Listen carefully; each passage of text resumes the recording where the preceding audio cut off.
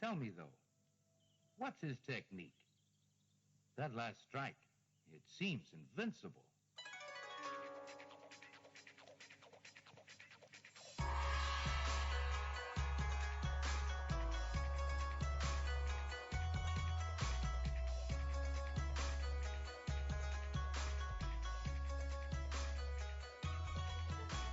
Hello and welcome to Sons of the Dragon, the Immortal Iron Fist podcast. I'm Connor. I'm Rebecca. And we're here for the final installment of the Firebird saga. Yeah. Which we both just read, and I'm still reeling from it. I'm not quite as reeling, but I'm looking forward to talking about it. So this will, after this, I can safely say we'll be back to Heroes for Hire, because that's been put on the back burner for a bit too long. And yes, also big thanks to our patrons, Ray and Derek. Thank you guys so much, helping keep the lights on. And our other patron who wishes to remain anonymous because he said, stop thanking me. And thank you too. Yes, anonymous. Thank you too, Anon. So yes, The Deadly Hands of Kung Fu issue 24, which you can get in the Iron Fist Deadly Hands of Kung Fu Chris Claremont collection, or one of the Deadly Hands of Kung Fu omnibuses. I'm not sure which one. Go check. If you have one, odds are you might want the other anyway. So, if you've been following along, you probably have already checked out where to get it from. Yes. So. Also, I highly recommend you read this as well before you listen, because again, it's difficult to summarize properly. So yes, yeah, it is. There's a lot going on. But this Deadly Hands of Kung Fu cover is an Iron Fist cover, which we haven't had for a while. Yep. And it's great. It is really nice. I mean, there's a little bit of... It looks a little bit static, would be my only criticism. Or Iron Fist looks a little bit static. Yeah. But I do really like it. I love the colours. It's got like Firebird in the background, being more Firebirdy, and flames, and then Dasha Khan versus Iron Fist. Yes, it's what is on the back of the trade. Yeah, really nice painted cover, almost, it looks. Yeah. Yeah, so this, the cover says, all new Battle for the Bird of Fire, cataclysmic climax, Iron Fist fights for the fate of the world. Not an exaggeration. So no, not an exaggeration. Yeah. Also, I had a brief look at the letters pages at the start, because I didn't realise they put it at the start of the book. I almost did, but I didn't. There was a few things. One of the things I found interesting was someone was saying the Iron Fist stuff is great, but the Sons of the Tiger stuff is better because the fight scenes are clearer. Okay. Which I thought was interesting. And again, you don't get the letter pages in the trade. I'm not sure if you get them in the omnibus. So, yeah. But, it's people enjoying Iron Fist, and, someone asking when Shang-Chi is going to come back, because he's barely in it anymore, apparently. So, yeah. Iron Fist, the Angry Dragon, kills. And we got where we left off, where Iron Fist was dragged into the real world, but he's a spirit and he can't fight Dasha Khan, and Jade is slowly dying, and her soul is in this gem. Yeah.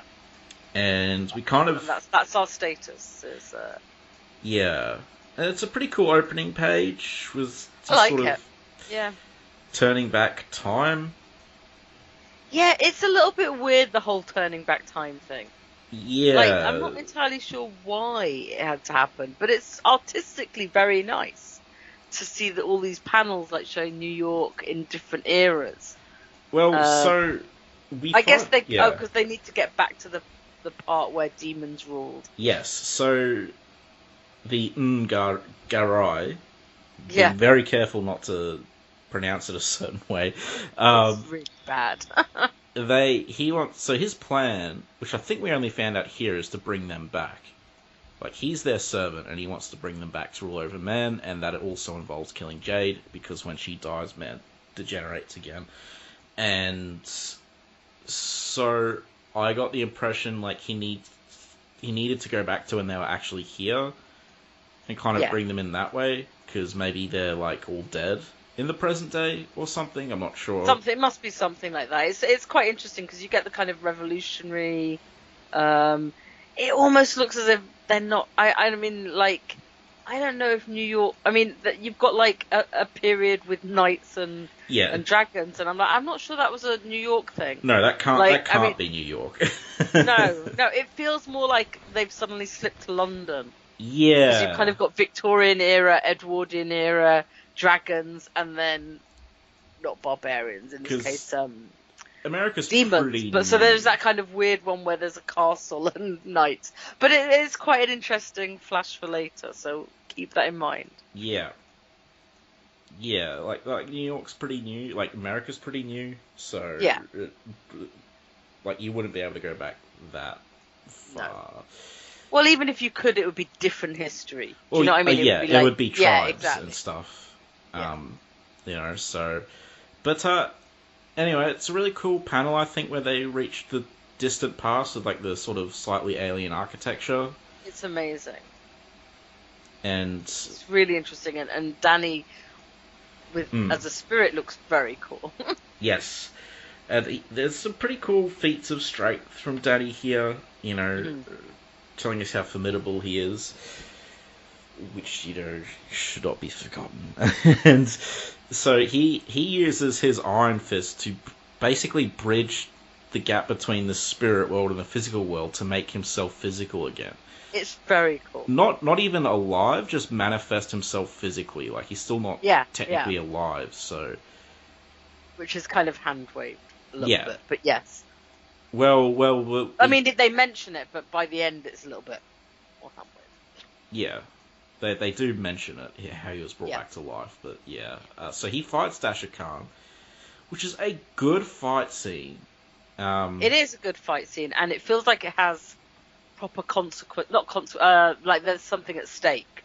Like whether we like Jade or not, they feel like this is a real contest for humanity. Yeah, no, and Danny's taking it that way, and Dasha Khan is certainly taking it that way. And it's nice that we could go back, in this sort of kind of secluded book where you can have the fate of the world as the stakes without, there's no thing saying, oh, if the stakes are that high, the Avengers have to be referenced.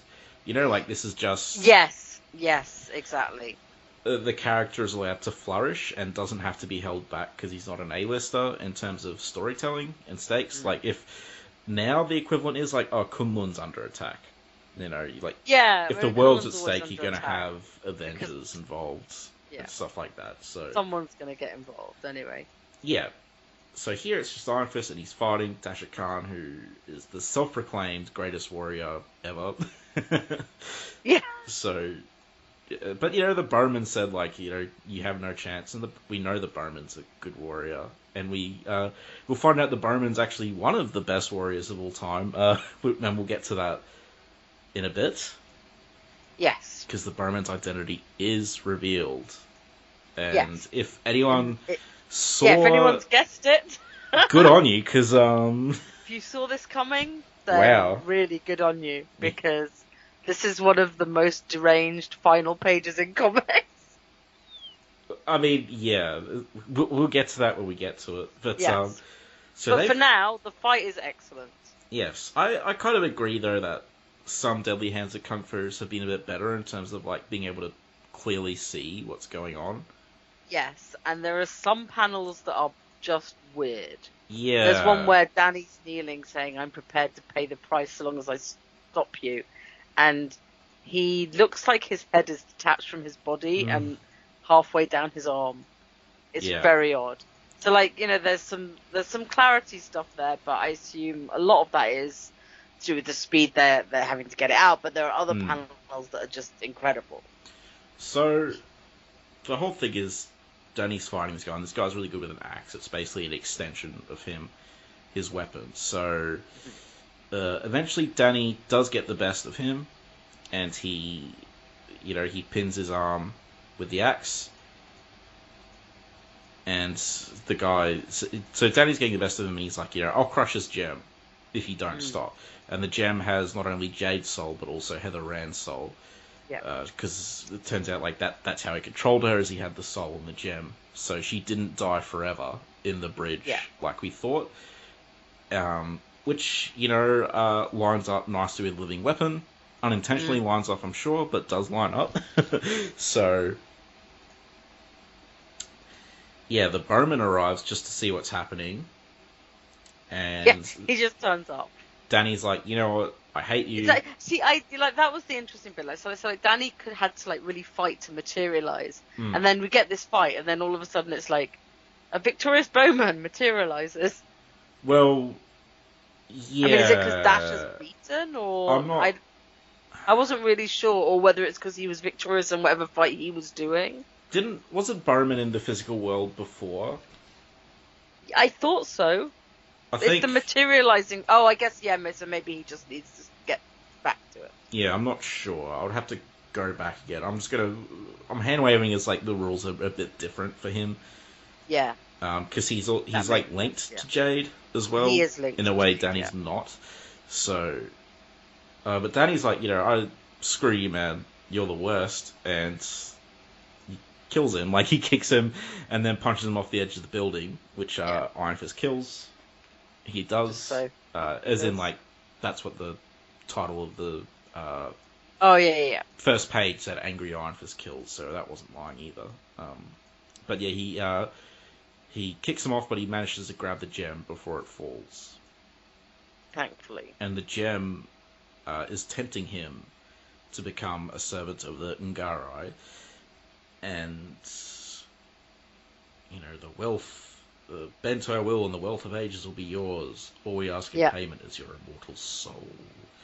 And there's a thing here, and it's like, you think Danny's kind of, because he's acting a bit weird, you think he's being controlled by it. And Bowman goes to shoot him. And Danny's like, you kill me once from behind. Snatches the arrow out the air. Yeah, don't delude yourself and think you can do so again. So, turns out he hasn't been controlled. But, what Danny wants to do is save her at the expense of the human race.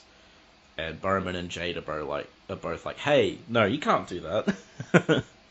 Yeah. So Jade convinces Danny to not do that.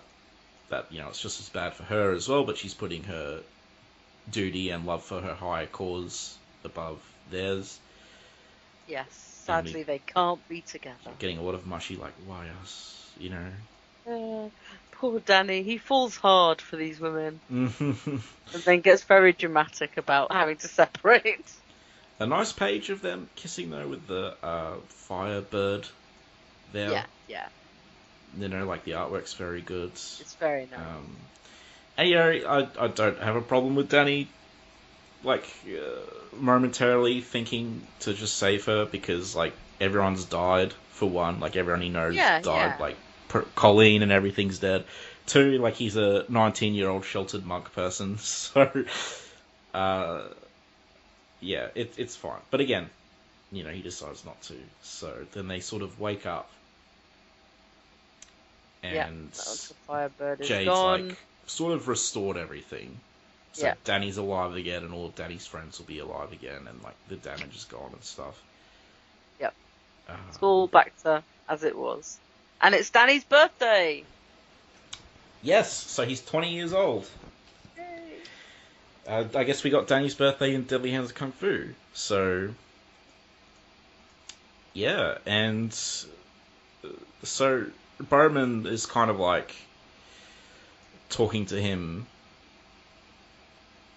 He's not really he's saying I understand how you feel. And Danny's like, how could you know anything about love? And then we get Bowman's backstory. And then we get... which is last page, and he's Lancelot. Who I don't believe was famed for his archery skill.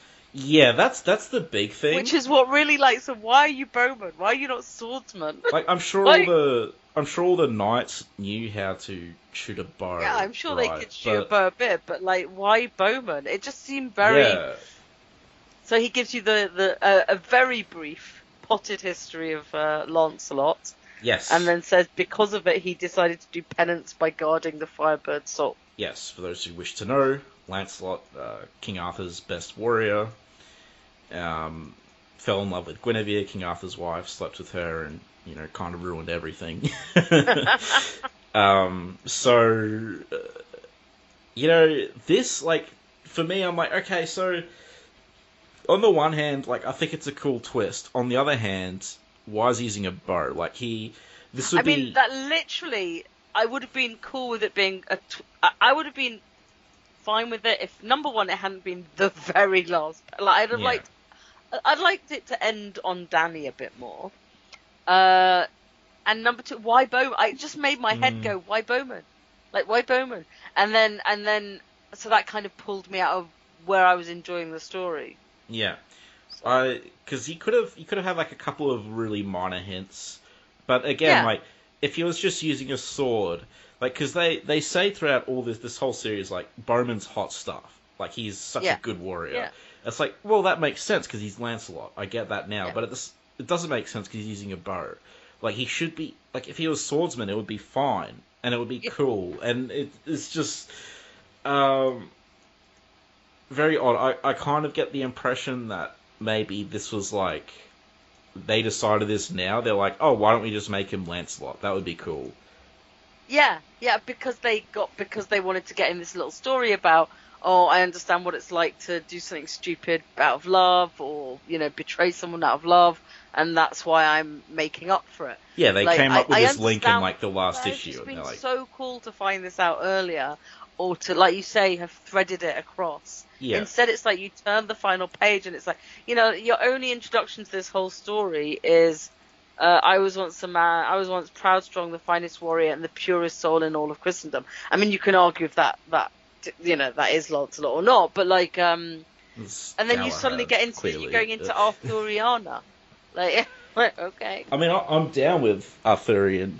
Yeah, me too. But like, I'm more than happy for them to appear in Marvel Comics. But it was just very unexpected. Well, it's still more interesting than Black and White and Heroes for Hire right now. So.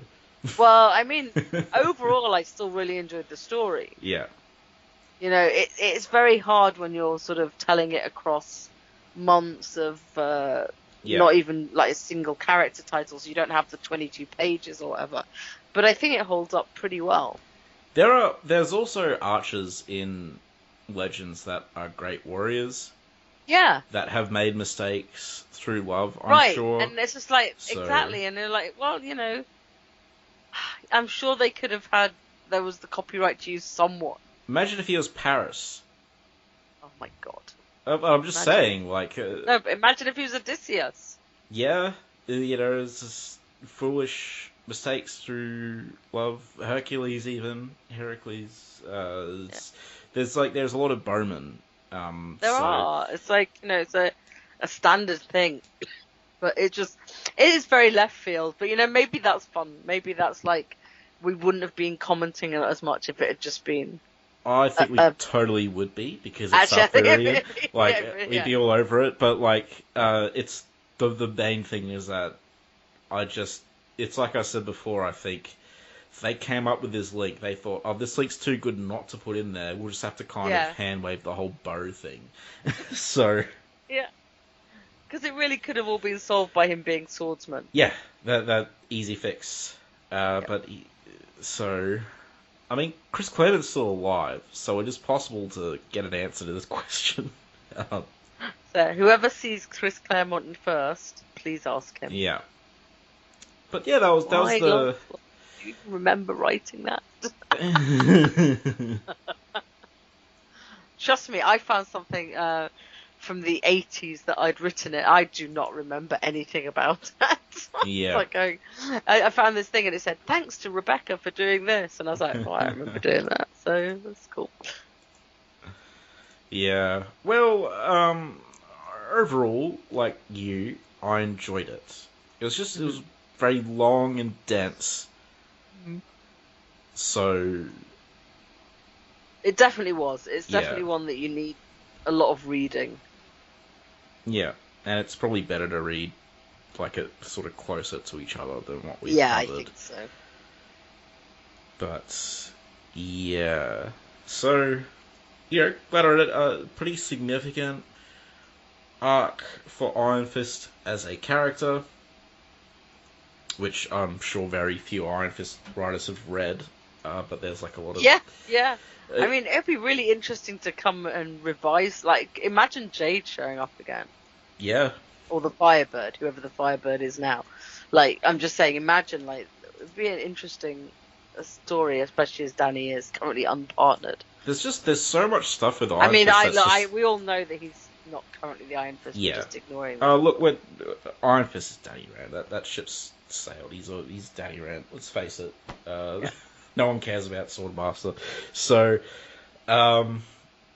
Swordmaster as Iron Fist, I should say. But yeah. So there's so many plot threads in Iron Fist that could be brought back or have been set up to be brought back and just never are.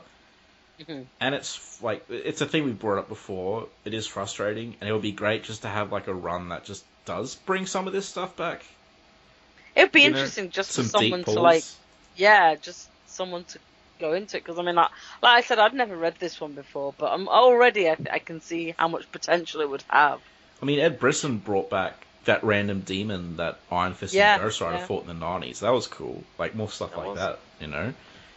So, yeah, but that was the issue. Definitely recommend people, like, read it if they can. Yes. And it definitely makes me think I should read more of his, try and make sure I get all of his Deadly Hands of Kung Fu stuff read. Yeah.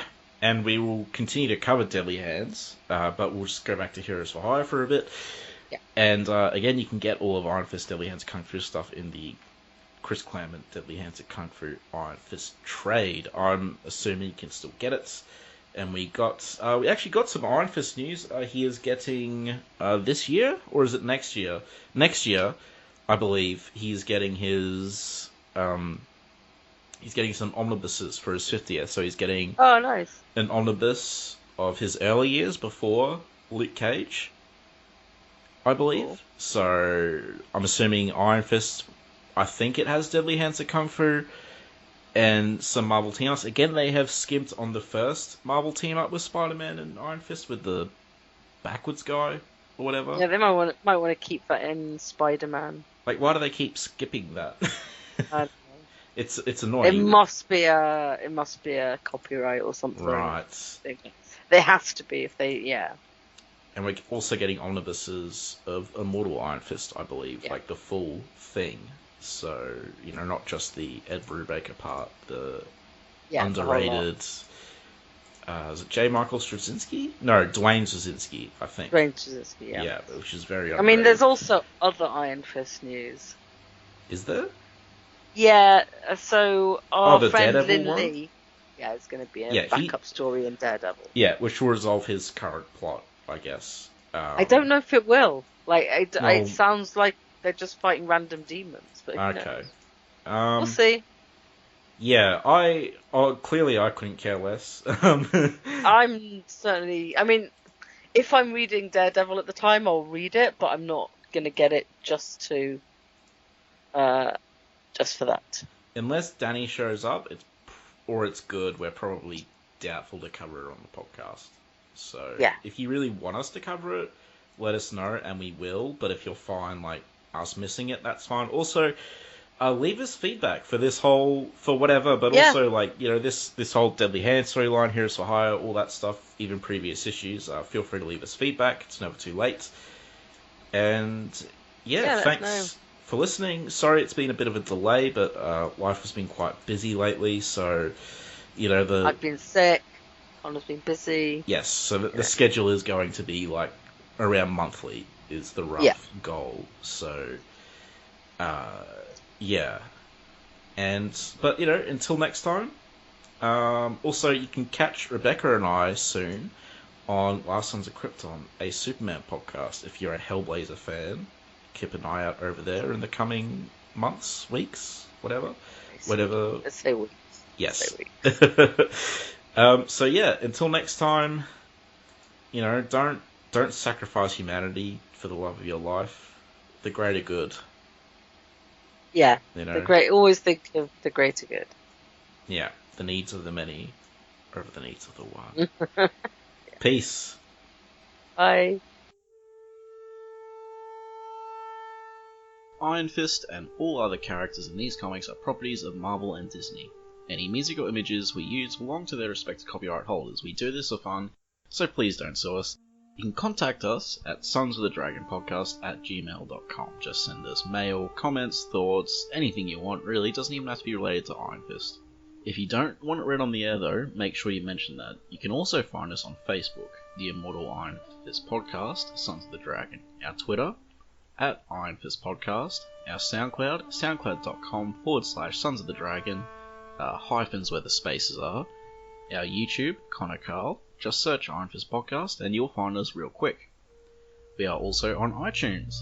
If you find us there, give us a review and rate us. If it's less than 5 stars, please say why so we can improve the show. And we're on Podcast Garden in the literature section, and last but not least, head over to our WordPress, Sons of the Dragon, the Immortal Iron Fist Podcast.wordpress.com. That's where I put all the show notes. I'd like to thank Thomas Tissot for composing the Iron Fist theme song we use at the start of our Iron Fist episodes on the podcast. I'd also like to thank Peter John Sikowski for composing the Power Man and Iron Fist theme we use at the start of our Power Man and Iron Fist episodes. And finally, thanks to you guys for listening.